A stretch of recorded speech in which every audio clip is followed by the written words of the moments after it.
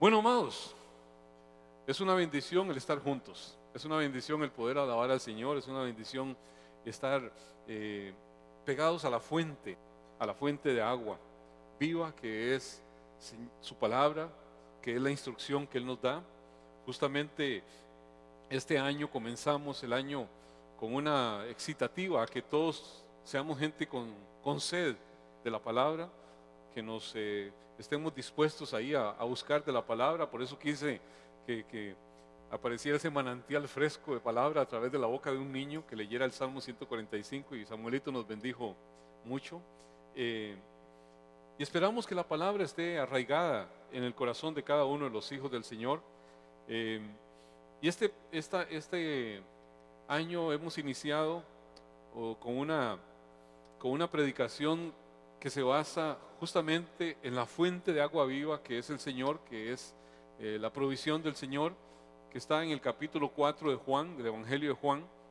Así que ya la primera parte del capítulo 4, del 1 al 6, se dio de forma virtual el domingo pasado.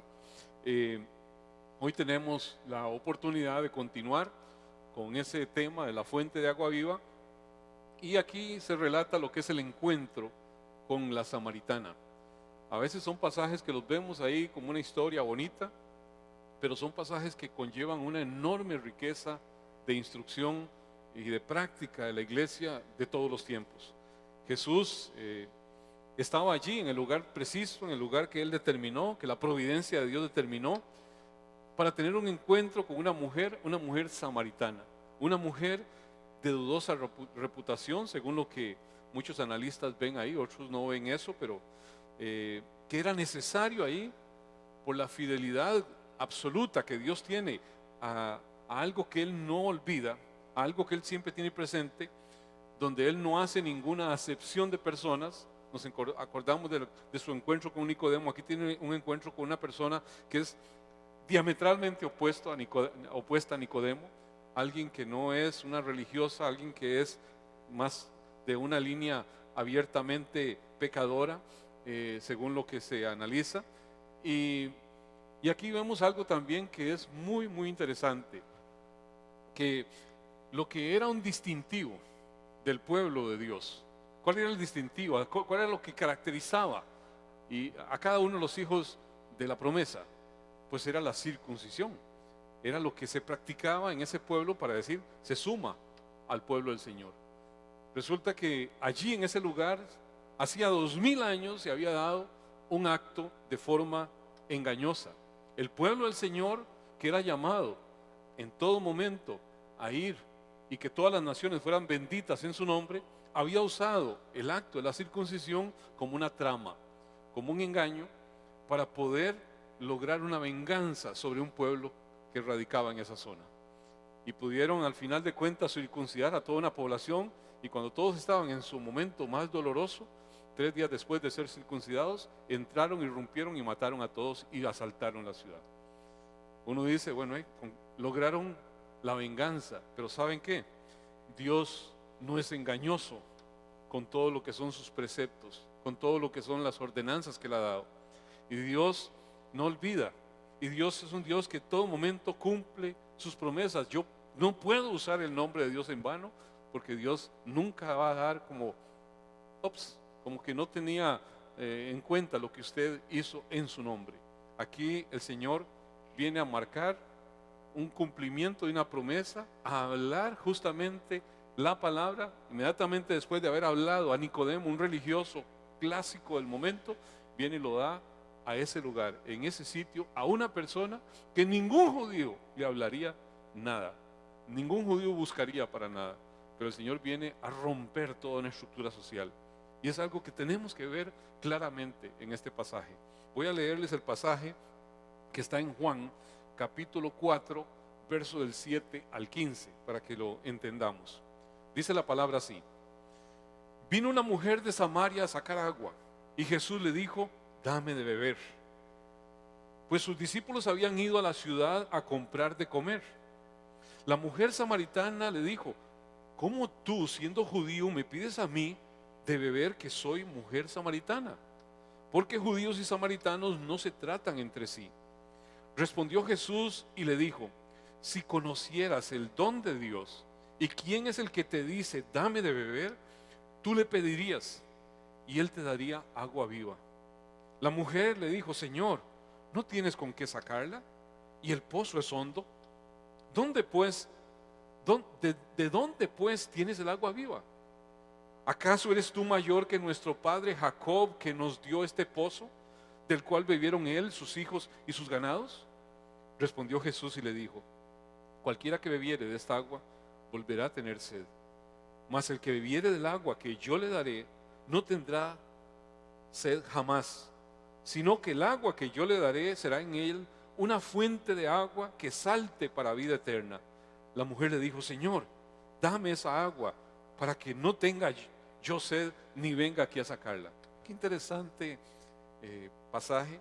Aquí se produce un contraste completamente diferente al encuentro que el Señor tuvo en el capítulo 3 con Nicodemo. Aquí es con una mujer y una samaritana. Y vemos formas de abordaje de los dos personajes completamente diferentes, pero con un propósito claro de ganar almas, con un propósito claro de mostrar al final de cuentas esa vida que lleva alabanza al Señor, esa vida que lleva gloria a la razón por la cual usted y yo somos pueblo del Señor, a lo que el Señor vino a mostrarnos. Porque nada le da más sentido de alabanza a nuestro Dios que usted y yo seamos sus testigos, que seamos en todo momento comunicadores de las buenas nuevas. Llevar ese mensaje es lo que le dijo a Israel: id, y en ti serán benditas todas las familias de la tierra. Israel no lo continuó. A la iglesia, que le ha dicho: id y hacer discípulos a las naciones. Que no se nos diga, la iglesia tampoco lo hizo. O sea, somos llamados a entender el enorme privilegio que usted y yo tenemos de la comunicación de este mensaje. La palabra da mucha instrucción, tanto en el Nuevo como en el Antiguo Testamento. A veces pensamos que el Antiguo Testamento no nos llama a eso, pero veamos algunos pasajes. Por ejemplo, Proverbios capítulo 11, verso 30, dice así: el fruto del justo es árbol de vida, y el que gana almas es sabio. Proverbios 10:30. Dice Santiago en el Nuevo Testamento, Santiago 5:20: sepa que el que haga volver al pecador del error de su camino salvará de muerte un alma y cubrirá multitud de pecados. El llamado que todos y cada uno tenemos para predicar la palabra.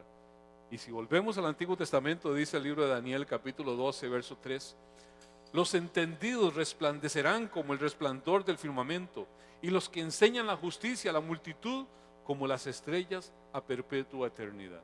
Dios quiere que usted y yo seamos esa luminaria al mundo, esa luminaria que ha de ser el pueblo del Señor. Aquí el Señor, con esta mujer samaritana, apela a varios recursos, a varias formas para poder captar su atención. Ahí lo primero que apela es a la amabilidad y le dice: dame de beber. De alguna forma trata de despertar esa, pero no solamente eso, apela a su curiosidad y le dice: si conocieras el don de Dios, si conocieras el regalo que tengo.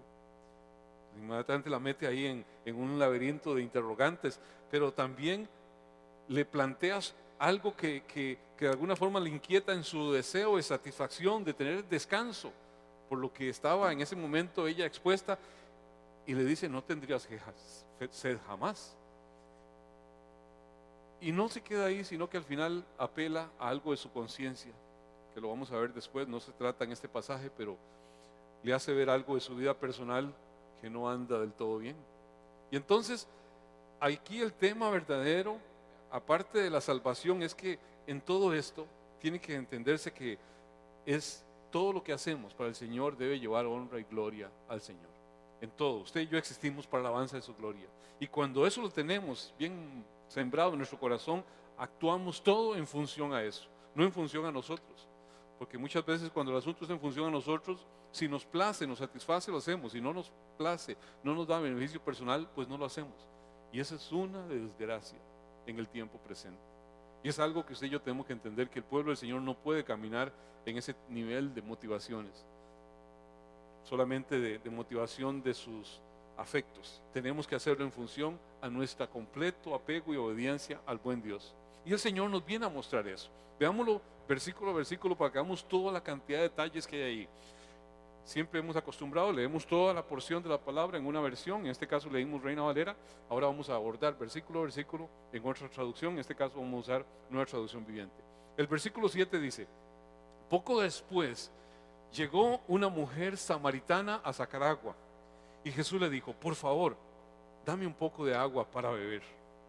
Aquí esta mujer había realizado un viaje pues largo, se hace referencia que es casi 1 kilómetro, y viene a una hora que no es una hora conveniente, viene sola, viene en pleno día, no viene a final de la tarde o en la noche como era la costumbre, según lo que la misma palabra nos hace ver, nada más para tener una idea de la parte meramente de la práctica. Génesis capítulo 24 verso 11 dice: e hizo arrodillar los camellos fuera de la ciudad, junto a un pozo de agua, a la hora de la tarde, la hora en que salen las doncellas por agua. O sea, había algo claramente marcado en la práctica, la conducta. Pero el Señor, ¿qué hace? El Señor ahí hace una doble acción para ganar el favor, y es que le pide agua, pero también le ofrece algo. Esta mujer estaba prefiriendo venir ahí en una caminata larga a un pozo que posiblemente se encontraba más distante que otras posibles fuentes que habían ahí cerca de ese poblado de Sicar, y venía a una hora calurosa, posiblemente por eso que vamos a ver más adelante de su parte meramente moral, para no enfrentar la hostilidad, no enfrentar el desprecio posiblemente de otras mujeres dada su condición. Ahí el Señor viene e irrumpe con una práctica, qué sé yo, cultural, ética, al hablarle a un samaritano. Viene a estar rompiendo ahí, le está hablando a un samaritano, a una mujer, que no era práctica normal que se hablara en público a una mujer por parte de un hombre, menos de un judío, y a una samaritana, y a alguien de dudosa reputación. Entonces había una serie de cosas que eran aspectos ampliamente reprochables para cualquiera de esa cultura, para cualquiera de esa condición, para que tengamos una idea también de cómo era visto en algunos momentos el actuar del Señor. Hay un caso en el que Él empieza a recibir la atención de aquella que vino y derramó un frasco de perfume sobre Él, y había un fariseo a la par, y entonces el fariseo ahí entre sus pensamientos, Lucas refiere todo eso, y Lucas 7:39 dice: cuando vio este fariseo que le había convidado, dijo para sí: si fuera profeta, conocería quién y qué clase de mujer es la que le toca, que es pecadora. O sea, mostraba una fuerte hostilidad, no solamente al pecado, al pecador. Mostraba esa, y no solamente eso, sino que tenían un altísimo cuidado de lo que era el mantener su pureza rituálica. O sea, era algo como: yo me mantengo puro, aislado, sin tocar pecadores, sin ver pecadores, una condición como parece que a veces persiste en mucho de la iglesia, en lo que tiene que ser el aspecto de la predicación de la palabra. Dios mediante, quiera Dios que sea eso, pero muchas veces es a veces el mezclarse con gente que están en su mala condición. Y aquí el judío simplemente se aislaba de cumplir aquello que era llamado a realizar de alguna manera. Aquí es una de las pocas ocasiones en que el Señor pide algo, lo que estamos viendo ahí. Volvió a suceder otra vez que pidió algo en la cruz, nada más para recordarles así el pasaje, para que tengamos los dos en mente. Este momento le está pidiendo agua a esta mujer, pero hubo un momento en la cruz que también pidió algo. Traigo a colación dos palabras. Juan capítulo 19, verso 28. Después de esto, sabiendo Jesús que ya todo estaba consumado, dijo, para que las escrituras se cumpliesen: tengo sed. Ese momento en la cruz, Juan 19, 28. Esa escritura hace referencia a una escritura que la que está haciendo ver para que se cumpliese, que es el Salmo 69, verso 21, que dice así: me pusieron delante hiel por comida, y en mi sed me dieron de beber vinagre. Aquí, en las dos condiciones, en las dos situaciones que se daban, había una clara intencionalidad. O sea, no eran cosas que pasaban por pasar. Nada en la palabra, ninguna frase, nada está por estar. Todo tiene una razón. En este primer caso, la sed de Jesús por saciar no es tanto su necesidad física, sino la voluntad del Padre. A veces no entendemos bien algunos aspectos ahí y más adelante vemos cómo lo aclara cuando algunos de los discípulos entendieron que alguien le había traído comida a él. Él hace una aclaración, pero a veces tendemos a sobredimensionar mucho la debilidad humana del Señor en este pasaje y en otros, para hacerlo más semejante a nosotros y tal vez encontrar más afinidad con Él. Pero también hay que entender algo. Aquí Él nos está mostrando cómo hay un poder que se deja ver no solamente en Él, sino en nosotros, en nuestra dependencia al Padre. Y entonces Él claramente en unos versículos más adelante, en este mismo pasaje de Juan, en el capítulo 4, verso 34, dice, cuando los discípulos le preguntaron sobre si alguien le había dado comida, dijo Jesús les dijo: mi comida es que haga la voluntad del que me envió y que acabe su obra. Claramente hace ver dónde estaba su prioridad, dónde estaba aquello que le movía, qué era lo más importante, qué era lo que realmente le motivaba. O sea, él estaba ahí más que por sed, había una sed de otra cosa, de otro nivel que él estaba buscando saciar. La palabra dice en Mateo 5:6: bienaventurados los que tienen hambre y sed de justicia, porque ellos serán saciados. Aquí estamos hablando de los que buscan esa justicia. ¿Cuál justicia? La justicia de Dios. Bienaventurados, dice la palabra. Y en esta ocasión hizo que esta mujer encontrara una fuente de agua viva, inagotable, de provisión para ella y para todos aquellos que pudieran creer lo que se estaba dando en ese momento. Pero en la otra ocasión en la que pidió algo, fue en la cruz, al cargar los pecados de toda una humanidad, al cargar nuestro pecado. Él volvió a experimentar esa sed profunda de estar alejado de la fuente de agua viva que es el Padre. Y en ese momento, en esa cruz, dice que sintió sed, una sed eterna, esa sed tormentosa, esa sed que le mortificaba de esa separación. Y por esta sed que él tuvo en ese momento es que nosotros hoy podemos saciar nuestra sed espiritual, porque él hizo a un lado todo lo que sus inclinaciones de su carne pudieran decirle para hacer lo que era su llamado, para hacer lo que tenía que hacer. Al escuchar ahí el grito de victoria en la cruz, y el grito de victoria en la cruz no fue: ¡ay, qué rico está este vinagre que me dieron! No, ese no fue el grito de victoria. ¿Cuál fue el grito de victoria? Consumado es. Hasta su último momento, consumado es. Cumplió a cabalidad todo que fue designado para él. Por amor a usted, por amor a usted, por amor a cada uno de nosotros. Por amor a todos los que de alguna forma vivimos una vida a veces sin tener en cuenta el pecado como algo aborrecible delante de Dios. El Señor experimentó todo eso para que usted y yo no tuviésemos en ningún momento y pudiésemos creer en aquel que murió en nuestro lugar para darnos vida y para darnos esa agua de vida eterna que sacia. Ahí en el siguiente versículo, en el versículo 8 dice: él estaba solo en ese momento porque sus discípulos habían ido a la aldea a comprar algo de comer.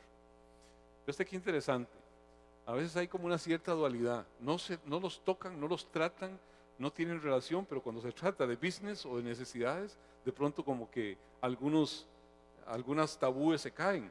Y aquí la enemistad no impedía que compraran de ellos y no impedía que buscaran alimentos. Y hoy vemos, usted va a Israel y se queda pasmado de ver todo ese contubernio, por decirlo así, entre árabes, palestinos y todo. ¿Y qué le compro? ¿Qué le vendo? ¿Y qué? Ahí no hay nada de aspectos de procura de cierta pureza o cierta cosa. El asunto es negocio. O sea, en el tema de negocio no había problema. Pero el Señor no presta ninguna atención a tabúes que pudieran tener los judíos de no comer nada de lo que los samaritanos le entregaran. Él tenía una labor mucho más importante que él debía llevar a cabo, y es lo que se disponía a hacer con esa mujer que llegó ahí ese momento. Vemos el versículo 9 que dice así: la mujer se sorprendió, ya que los judíos rechazan todo trato con los samaritanos. Entonces le dijo a Jesús: usted es judío y yo soy mujer samaritana, ¿por qué me pide agua para beber? Claramente extrañada. Esa mujer ve cómo el Señor está rompiendo barreras culturales. De pronto está actuando como no se esperaría jamás que actuara ningún judío, de no compartir recipientes con un samaritano para no hablar con ellos, no hablar con una mujer. O sea, una serie de cosas que se estaban cayendo allí. Y vemos cómo la misericordia de nuestro Dios viene y traspasa toda barrera. La misericordia de nuestro Dios viene y bota todo odio nacionalista. Viene y hace a un lado toda barrera cultural. Y eso no son cosas que veamos ni en el pueblo de Israel, ni en los mismos discípulos del Señor. El Señor vino a darle toda una lección a Israel, que se había mantenido en su pureza ahí, aislado de todo el mundo.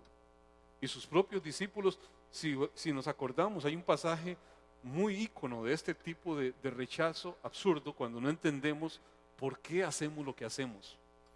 ¿Se acuerdan un pasaje donde iban el Señor y sus discípulos e iban a cruzar por Samaria? Pero no se lo permitieron. ¿Por qué? Porque eran judíos. Y entonces había cierto choque. ¿Qué sucedió? Sucedió algo que le dio nombre a dos discípulos, que le llamaron los hijos del trueno. ¿Se acuerdan ya del pasaje? Bueno, ese pasaje, así para llevarlos al punto, Lucas 9:54 dice: viendo esto sus discípulos Jacobo y Juan dijeron: Señor, ¿quieres que mandemos que descienda fuego del cielo y como hizo Elías y que los consuma? Entonces volviéndose él los reprendió diciendo: vosotros no sabéis de qué espíritu sois. Si nosotros no entendemos quién es, cuál es el verdadero enemigo, amados, podemos de pronto vernos atacando aquello que somos llamados a rescatar. De pronto la iglesia puede estar haciendo contienda con aquello que debe tender puentes. Y vemos de pronto a la iglesia peleando entre la iglesia, y uno con otro, y una iglesia contra otra, y todo el mundo peleando a veces, y no entendemos en realidad cuál es el deber supremo que debe estar imperando.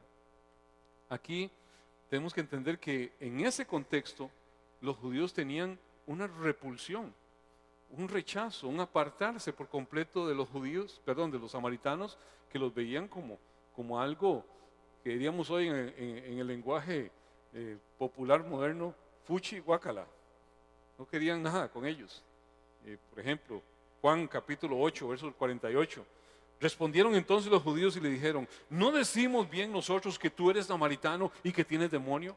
O sea, samaritano igual a endemoniado. Samaritano igual a lo más bajo. ¿A quién pone de pronto el Señor a ver que mostró misericordia y ayudó a aquel que estaba botado? Aquel que había sido golpeado cuando iba camino a Jerusalén. A un samaritano. Y de pronto aquí para el judío, de hecho, lo peor de lo peor era el samaritano, y entonces tenían cero trato con ellos. Uno tiene que cuidarse mucho de no caer en prejuicios que impidan que la obra del Señor se realice a través nuestro. La mujer quedó sorprendida ahí al ver al Señor, que si iba a beber, ¿de dónde iba a beber si no tenía cántaro? De su propio cántaro. ¿Y qué sucedía si él tomaba de un cántaro que era de un samaritano? Se iba a contaminar. O sea, desde el punto de vista ritual, él iba a quedar contaminado. Pero sin embargo, tenemos que entender que nada puede contaminar al Señor, sino que más bien Él es el que viene y purifica todo lo que toca. Los samaritanos eran esa población pues entremezclada. Ya lo hablamos la última vez, por lo menos en el culto virtual, que cuando se quería colonizar y quitar a una población de sus conexiones de religión y cultura y demás, tomaban población de ahí, se la llevaban para otro lugar y traían gente de otro lugar y lo poblaban ahí. Y entonces empezaba una mezcla de prácticas que al final de cuentas rompía completamente con todo lo que era la continuidad religiosa y cultural. En alguna medida ellos eran víctimas de eso, pero eran víctimas al final de cuentas. Y acordémonos nada más un pasaje que quiero mencionarles para que tengamos idea de cómo se veía esto, este choque de esa mezcla, que se dio principalmente con mayor fuerza cuando surgieron estos grupos religiosos fuertes en ese periodo posterior al retorno de los expatriados, de aquellos que habían sido enviados a Babilonia y que regresaron, ahí fue donde más se dio todo ese celo religioso. Nada más como asunto de contextualizar. Esdras capítulo 4, verso 1, dice así: cuando estaban edificando ellos toda esa ciudad que el rey de Persia les dio el chance de ir a edificar nuevamente a Jerusalén, cuando volvieron los que habían sido llevados a Babilonia. Oyendo los enemigos de Judá y de Benjamín que los venidos de la cautividad edificaban el templo de Jehová Dios en Israel, vinieron a Zorobabel y a los jefes de la casa paterna y le dijeron: edificaremos con vosotros, porque como vosotros buscaremos a vuestro Dios, y a él ofrecemos sacrificio desde los días de Esar Adón, rey de Asiria, que nos hizo venir acá. Zorobabel, Jesúa y los demás jefes de las casas paternas de Israel dijeron: no nos conviene edificar con vosotros casa a nuestro Dios, sino que nosotros solos la edificaremos a Jehová nuestro Dios de Israel, como nos lo mandó el rey Ciro, rey de Persia. Pero el pueblo de la tierra, que eran los samaritanos, los que estaban ahí, intimidó al pueblo de Judá y le atemorizó para que no edificara. Y fue un conflicto permanente en ese periodo entre lo que era el reino del norte y el reino del sur. Acordemos, el reino del norte, todos los que fueron, esos que fueron expatriados allá, la invasión de los asirios, y el reino del sur, que fue el pueblo de Judá, que fueron los llevados a Babilonia. Siempre hubo esa contienda. Prácticamente el del norte desapareció con todo su legado histórico. Pero en este tiempo ellos quisieron como decir: si aquellos hacen sus cosas allá, nosotros hacemos lo nuestro acá. Y entonces los samaritanos construyeron su propio templo y ellos adoraban en el monte Gerizim. Eso hicieron ahí un templo cerca del año 400 antes de Cristo. Después, en los conflictos que hubieron ahí en todo ese tiempo, ese templo fue destruido por los macabeos. Fue destruido en el año 128 antes de Cristo. Y fueron tiempos donde surgieron, como le decía, muchos grupos de extrema, celo religioso. Pero en ese celo de religioso, de buscar la pureza, al final de cuentas, confundieron su llamado a ser de bendición para todas las naciones.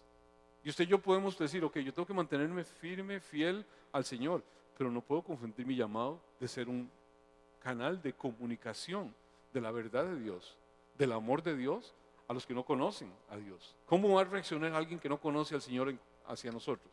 No va a venir: estaba esperando, amado, que vinieras a predicarme la palabra, vieras cómo he orado para eso. Todo lo contrario, siempre va a haber una oposición. Y si yo no veo que esa oposición es producto de algo espiritual, me le voy y simplemente rechazo su actitud por no entender mi llamado.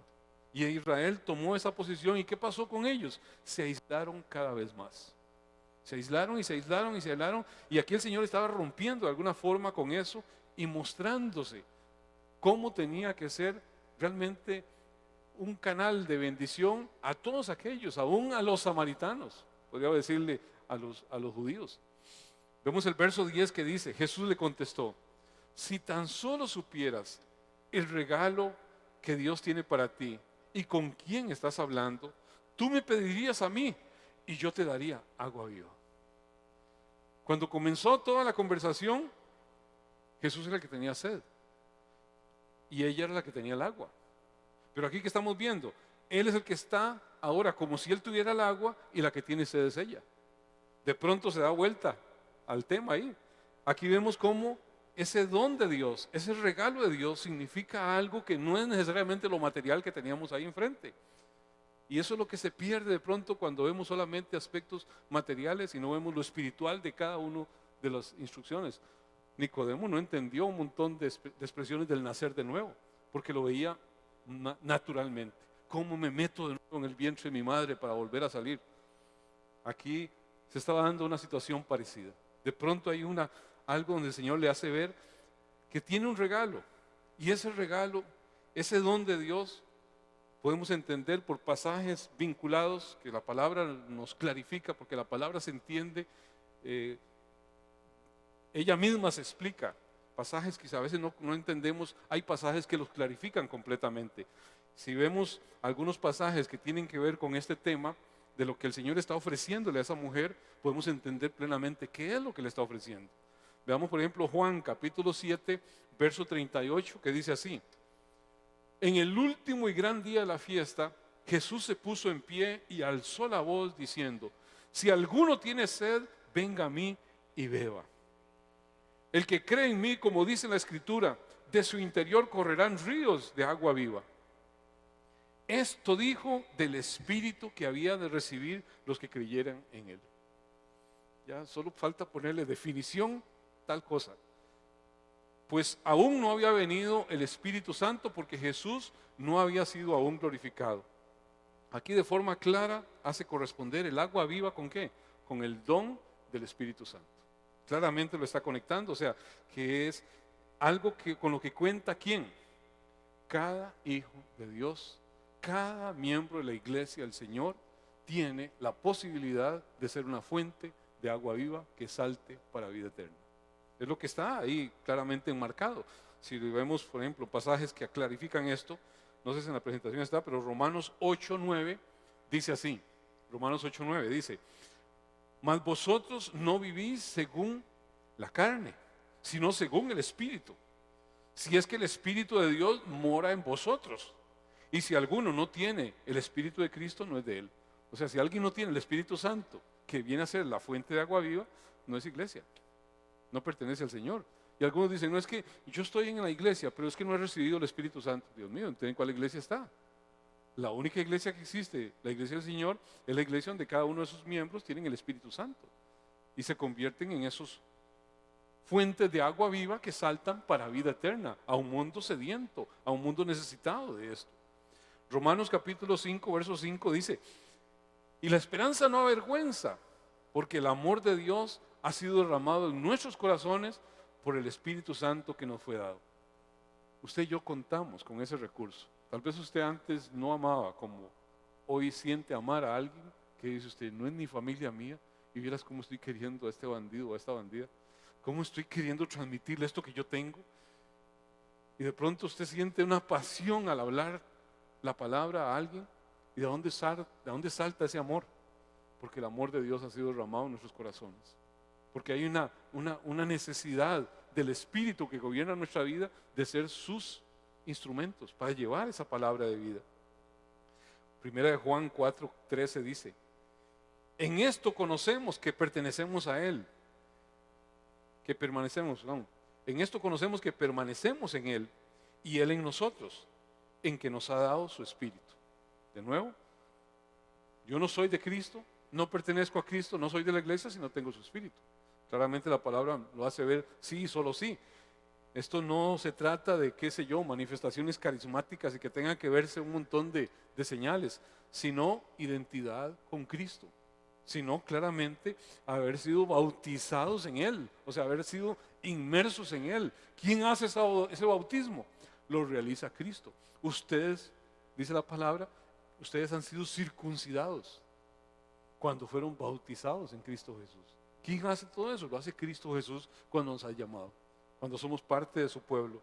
Ahí inmersos en Él, inmersos en su palabra, inmersos en esa vida que es de Cristo, inmersos en ser de testimonio para Él. Eso es estar completamente metido en el Señor, dejarse llevar por el Señor. Este don lo otorga justamente el Mesías como Hijo de Dios, y es la señal que es distintiva del cumplimiento de un tiempo.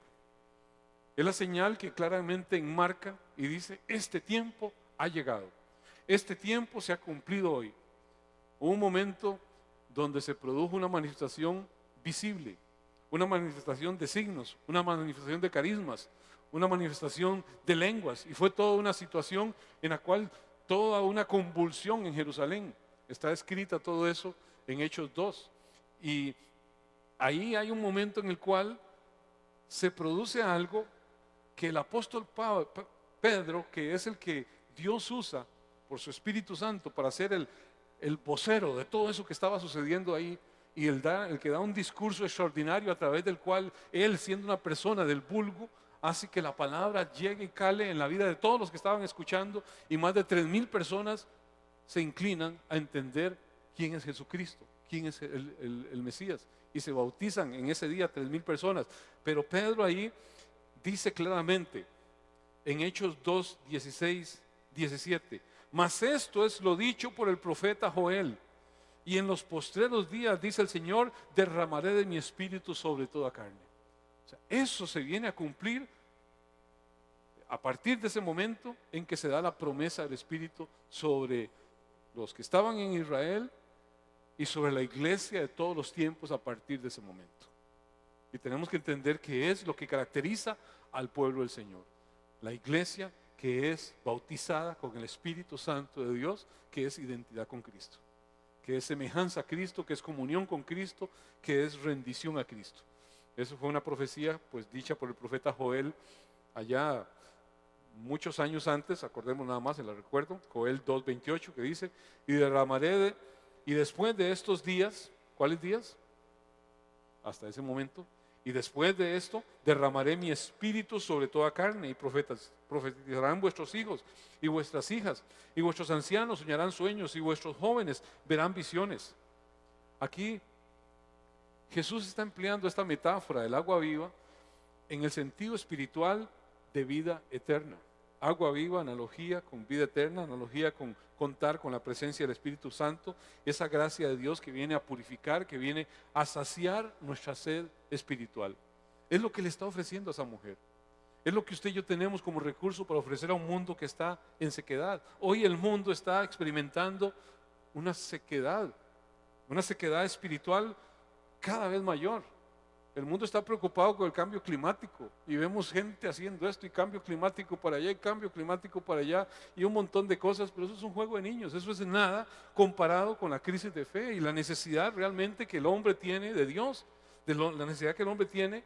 Al final de cuentas, el hombre puede tratar de recomponer toda la creación, no lo va a lograr. Sabemos que ha venido en una degradación año con año, generación por generación. No vemos algo que evolucione hacia mejor, todo lo contrario.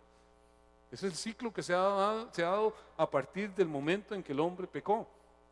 Pero hay algo que puede cambiar todo.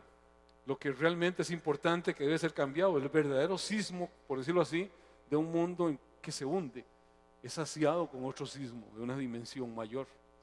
Y eso está solamente en la provisión que viene a través de Cristo Jesús, Señor nuestro.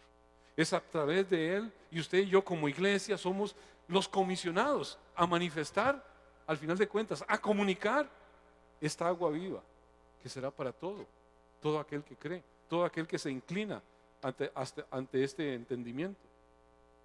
La palabra da muchas referencias a esa agua viva para que entendamos de qué se trata. Nada más algunas como ilustrativas de esto. Ezequiel capítulo 36, verso 25: esparciré sobre vosotros agua limpia y seréis limpiados. De todas vuestras inmundicias y de todos vuestros ídolos os limpiaré. ¿Quién hace eso? Cristo Jesús. A veces estamos esperando que estas cosas se den no sé cuándo. De hecho empezaron en el momento de la primera venida de Cristo. Dice Isaías 12:3: sacaréis con gozo agua de la fuente de salvación. Usted y yo podemos llevar adelante el ser ese instrumento, ese canal, para que en nuestro interior surcan esos ríos de agua viva, que con gozo podemos dar a un mundo que está en esa sequedad. Isaías 55:1 dice: y a todos los sedientos venid a las aguas, a todos los que no tienen dinero, venid, comprad, comed, venid, comprad sin dinero y sin precio vino y leche. Figuras de provisión, de abundancia, de aquel que puede saciar cualquier necesidad. Zacarías 14:8: acontecerá también en aquel día en que saldrán de Jerusalén aguas vivas. Si el Señor está ofreciéndole a esa mujer agua viva, ¿qué es lo que Él le va a dar? Y esta palabra dice de Zacarías, que algunos la ven allá al final de los tiempos. ¿Qué está diciendo? Acontecerá en aquel día que saldrán de Jerusalén aguas vivas. ¿Qué es lo que está ofreciendo? Lo mismo que el Señor está ofreciendo en ese momento. ¿Cuándo empezó a surtir esa agua viva en una forma completamente explícita? Con la primera venida del Señor. Y la iglesia tiene esa comisión de ser portadores, que ser comunicadores. La mitad de ellas hacia el mar oriental y la otra mitad hacia el mar occidental, en verano y en invierno. Esta fuente fue anunciada, materializada en esa primera venida del Señor. Usted y yo como iglesia somos llamados a que esos ríos de agua viva sean completamente disponibles para un mundo que se encuentra en una sequedad espiritual, una sequedad extraordinaria. Esta agua viene a simbolizar la bendición de la salvación, lo que viene de parte de Dios, que está disponible para todo aquel que cree, para todo aquel que está necesitado. Jesús aprovechó esa sed física de esa mujer en medio de una región árida, ahí para explicar la necesidad de una transformación espiritual. Él simplemente se ubicó en el contexto, vio a esa mujer haciendo ese recorrido, viniendo a un sitio, a una hora difícil, y le ofrece. Estamos en una hora difícil, estamos en un tiempo difícil, estamos en un tiempo, en una época árida. A veces vemos las circunstancias, los tiempos que estamos viviendo y nos podemos estar lamentando desde el punto de vista de que no, yo quiero vivir bendecido, prosperado y en victoria. Amados, ¿hasta dónde no está así, pero brincadita, el marco de frente y brincadita, y nada más está diciéndole al Señor que anota o no anota? Se lo cuento, se lo dibujo, o se lo enmarco. Y de pronto estamos tratando de ver cosas que en realidad no nos permiten apreciar realmente la excelente oportunidad de saciar la verdadera necesidad del mundo. Un mundo que está totalmente confundido, totalmente desesperado, con una esperanza puesta ahí en la vacuna, que en lo que venga y todo. Y amados, tenemos usted y yo lo más importante que el mundo necesita: aquel que se hizo hombre, aquel que murió en la cruz, aquel que es admirable, aquel que trae el consejo oportuno, aquel que trae la paz al corazón. Hay gente que no vive, agoniza todos los días, cuando el Señor dice que Él es el príncipe de paz. De pronto vemos convulsiones que no deberían existir y debemos vivir realmente como pueblo agradecido por Dios, porque lo más importante sucedió ya en esa cruz. Él viene a traer paz a nuestra vida, Él viene a traer paz a la familia, Él viene a traer paz a un mundo. Jesucristo es el Señor, Jesucristo es nuestro Señor, Jesucristo es la fuente de agua viva, y usted y yo somos comunicadores de eso. Es lo que el Señor estaba hablándole aquí a esta mujer. Era lo que el Señor estaba haciéndole entender a esta mujer, y nos está haciendo entender a usted y a mí hoy. No veamos los tiempos de escasez, de aridez, de sequedad como adversidad. Veamos todo lo contrario. El buen Dios del cielo y de la tierra ha permitido cada detalle, cada cosa. La gente piensa, pero ¿cómo va a permitir Dios que muera tanta gente y tanta gente? Amados, en todos los tiempos de la historia, el Señor ha permitido verdaderas aniquilaciones para que el pueblo de Dios levante la mirada. A su propio pueblo le permitió ser avasallado, hasta que su pueblo levantara la mirada y entendiera cuál era el llamado que tenía. Así que el mundo no gira alrededor nuestro, el mundo gira alrededor de aquel que formó los cielos y la tierra. Y nosotros tenemos un compromiso para con Él, y tenemos un llamado para con Él, de vivir en una permanente gratitud. Y de esa gratitud que abunda en nuestro corazón, y de esa vivencia permanente de vida en nuestro corazón, es que de pronto habrá un mundo que dice, yo quiero tener lo que usted tiene. ¿Cómo hace usted para vivir así? Y ahí se la pone en brincadita al frente al marco y anote, porque usted es una fuente de agua viva, porque de su interior correrán ríos de agua viva que serán para toda una humanidad sedienta, una humanidad necesitada. ¿Usted lo cree? Yo lo creo firmemente. Así que simplemente digámosle, Señor, queremos ser canales tuyos, queremos ser instrumentos en tus manos. Aquí estamos, Señor. Danos esas citas. Tal vez me cuesta a mí de pronto andar ahí tocando una puerta, pero dame citas divinas. Dame citas donde yo pueda comunicar realmente la maravillosa vida que es vivir contigo, Señor. Yo quiero ser esa fuente fresca, donde muchos que no te conocen puedan saciar su sed y puedan decir, Cristo es hoy mi Señor. Cristo es el camino, la verdad y la vida. Podemos adorar al Señor en un momento, en un cántico, Y vamos a inclinarnos y reflexionar sobre todo esto que hemos hablado. Y vamos a entender lo que su palabra nos quiere hacer entender. Señor, tú eres el único, tú eres el único, tú eres el admirable, tú eres el consejero, tú eres el príncipe de paz. Tú eres el Dios que vino y se hizo carne, Señor, lleno de gracia, lleno de bondad, para mostrarnos algo, Señor, que hoy tiene que estar vívido en nuestra mente, en nuestro corazón.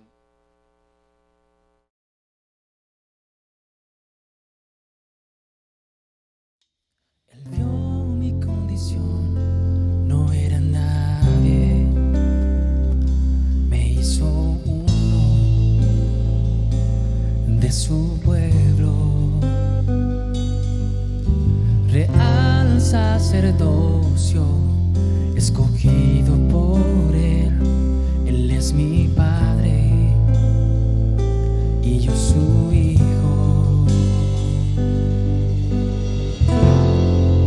Admirable consejero,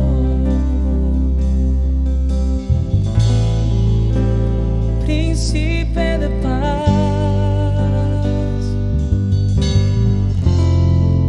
es aquel que se hizo carne, lleno de gracia y verdad. Él vio mi condición, no era nadie, me hizo uno de su pueblo, real sacerdocio, escogido por él. Él es mi Padre y yo su Hijo. Admirable consejero, príncipe de paz, es aquel que se hizo carne, lleno de gracia y verdad.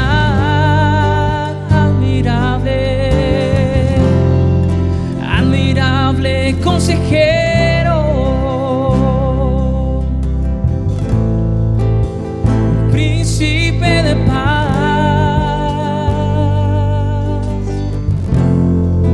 es aquel que se hizo carne, lleno de gracia y verdad. La deidad se encarnó, tomó forma de un hombre, por amor, caminó en humildad y en obediencia sufrió, por amor, la deidad se encarnó.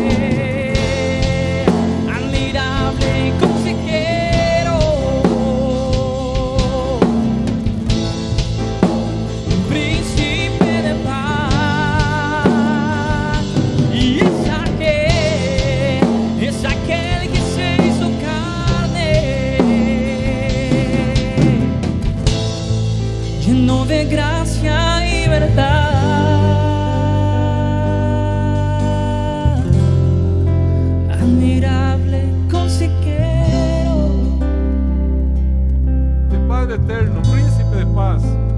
Príncipe de paz. No tuviste en cuenta el ser Dios como cosa que aferrarte, sino que viniste a este mundo, Es Señor. aquel que se hizo Tomaste forma carne, humana, Señor, para mostrarnos, lleno Señor, de compasión, gracia, misericordia. No queremos, Señor, de ninguna forma desatender tu llamado, Señor. Entender que el amor de Dios ha sido derramado en nuestros corazones por el Espíritu Santo que nos ha sido dado, para que, Señor, del interior de todo aquel que cree, puedan fluir esos ríos de tu agua viva, Señor.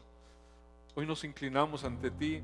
Iniciamos este año pidiéndote perdón, Señor, por haber vivido quizás alejados de esa, Señor, fundamental, básica, primaria labor que como iglesia tenemos de ser testigos tuyos, Señor.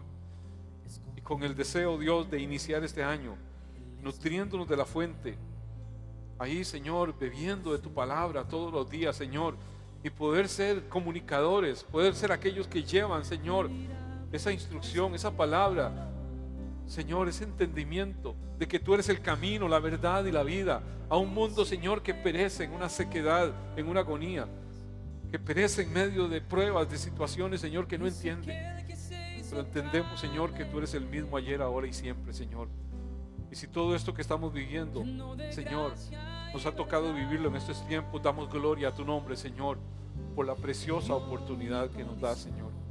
No queremos, Señor, hacer lo que el pueblo de Israel hizo, Dios, y tomar menosprecio y desprecio para todo aquello que, Señor, iba en contra de sus prácticas. Queremos ser ese pueblo, Señor, que realmente entiende que tú has dicho: id y hacer discípulos a las naciones, bautizándolos en el nombre del Padre, del Hijo y del Espíritu Santo. Y aquí yo estoy con vosotros todos los días hasta el fin del tiempo. Gracias, admirable consejero. Gracias, precioso Dios, por tu exhortación, por tu llamado con el que iniciamos este año. Queremos ser un pueblo, Señor, que al final pueda oír de ti: buen siervo y fiel. En lo poco has sido fiel, en lo mucho te pondré. Gracias, Señor. Entendemos que todos son oportunidades, y si podemos llevarlas adelante, Señor, con celo, toda la gloria, toda la honra, todo el honor y toda la alabanza sean única y exclusivamente para ti, Señor. En el nombre de Cristo Jesús. Amén y amén. Él es siempre digno de ser exaltado.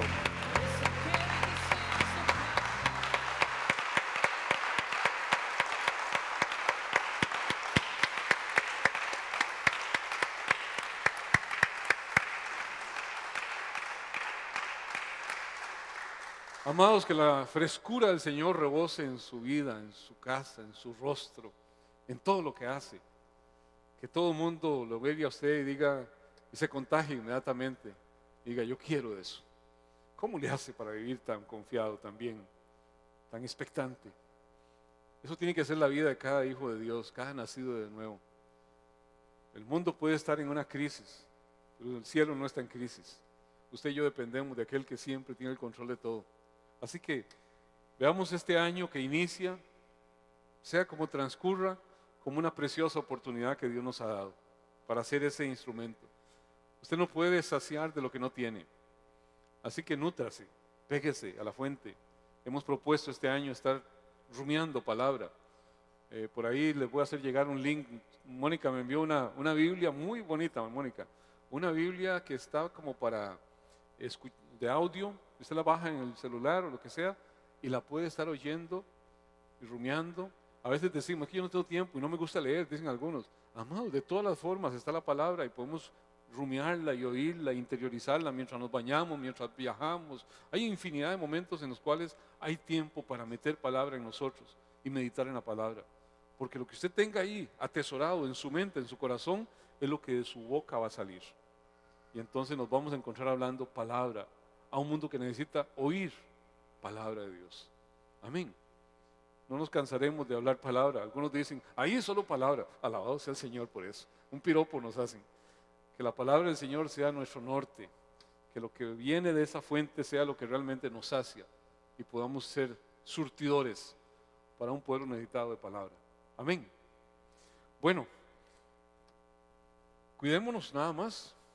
Podemos hacer todo lo que nos corresponde, pero cuidándonos, tomando precaución. Yo sé que a veces la tomamos muy a la libre. Ya está la vacuna, vamos, la vacuna está allá. Pero vea lo que está pasando en Estados Unidos, tienen la vacuna antes que nosotros. Y se están muriendo 4,000 por día. Eso dice 21 personas cada segundo. Bueno, una verdadera crisis, una situación bien difícil. Vietnam en 10 años de guerra dejó 45,000 muertos.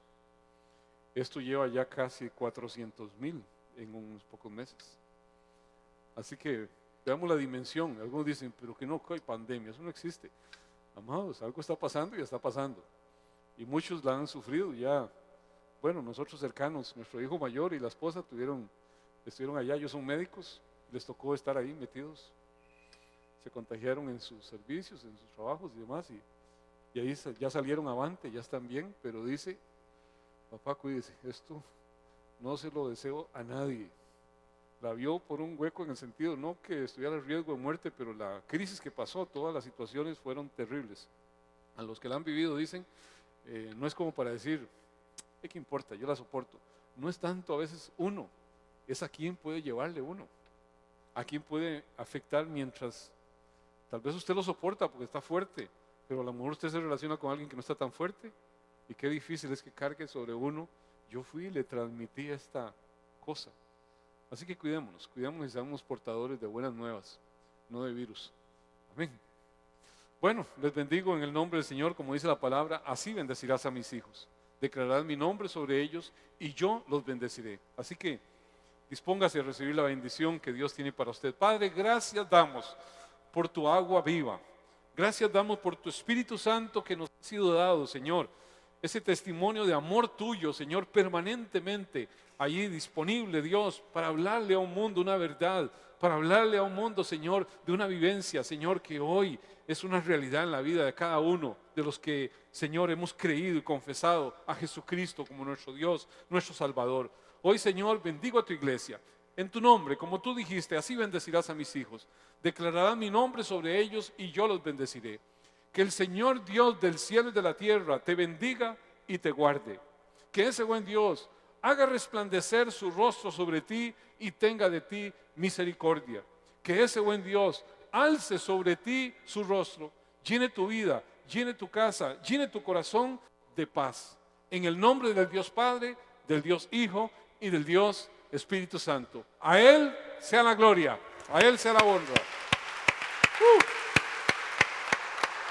Amén. Amén. Que salimos en el mismo orden